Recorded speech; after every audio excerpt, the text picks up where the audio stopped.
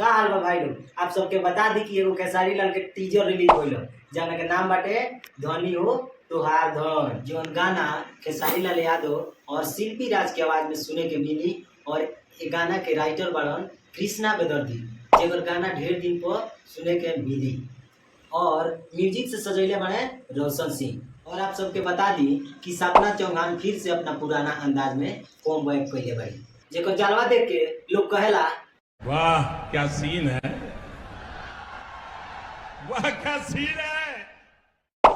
गाना के टीजर देख के लागत कि केहू गाना के मिलियन वाला टैग लाग जाए और ये गाना में कटरा में आटा साने के देखे के मिलल बा। लागत कि जल्दी ही तवा पर रोटी सेकाई। समझ रहे हो, समझ रहे हो आप, समझ रहे हो ना। और जे भी तवा पर रोटी सेके के चाहता वो अपना राय कमेंट बॉक्स में जरूर दे।